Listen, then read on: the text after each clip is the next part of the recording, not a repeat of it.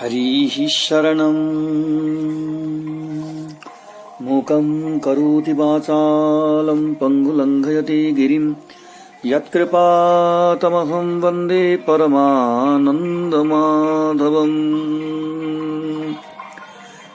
यं ब्रह्मा वरुणेन्द्ररुद्रमरुतः स्तुन्वन्ति दिव्यैस्तवैर्वेदैः साङ्गपदक्रमोपनिषदैर्गायन्ति यं सामगाः ध्यानावस्थिततद्गतेन मनसा पश्यन्ति यं योगिनो यस्यान्तं न विदुःसुरासुरगणा देवाय तस्मै नमः।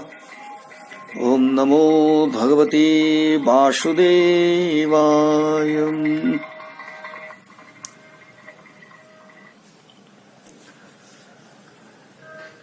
The human will can triumph over the rigidity of the law. We should not look upon the things of the world as means to our satisfaction. If we are to recover our lost equanimity, our lost integrity, our lost innocence, we must see all things as manifestation of the real and not as objects to be grasped and possessed. To develop this attitude of non-attachment to things, contemplation is essential. Yogeshwar Jagadguru Lord Krishna condemns mere outer renunciation here and commands the true spirit of inward detachment.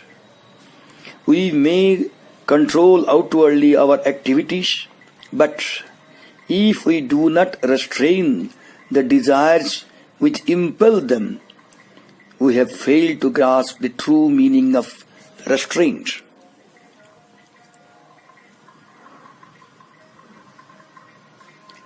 Action is better than inaction. Even the maintenance of our physical life cannot be effected without action. All work is to be done in a spirit of sacrifice for the sake of the divine. Admitting the Mimamsa's demand that we should perform action for the purpose of sacrifices, Gita asks us to do such action without entertaining any hope of reward. In such cases, the inevitable action has no binding power. Sacrifice itself is interpreted in a larger sense. We have to sacrifice the lower mind to the higher. The religious duty towards the Vedic gods becomes service of creation in the name of the Supreme. Action is rooted in the imperishable.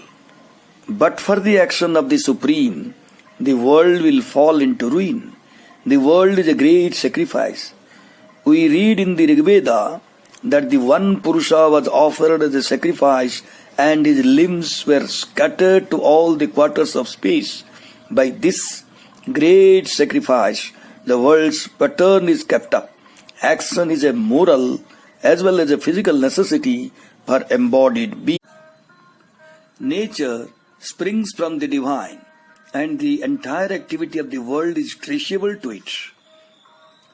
Vedic conception of sacrifice as an interchange between gods and men is set in Bhagavad Gita in the larger context of the interdependence of beings in the cosmos.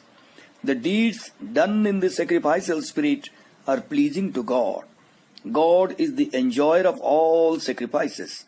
Yajño vai Vishnu. Sacrifice is the supreme. It is also the law of life.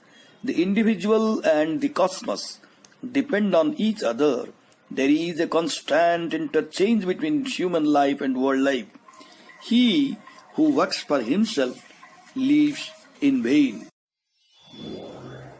The world is in progress because of this cooperation between the human and the divine. Only the sacrifice is not to the deities, but to the Supreme, of whom the deities are varied forms. the act and the materials of the sacrifice, the giver and the receiver, the goal and the object of the sacrifice are all Brahman only. Hari Om.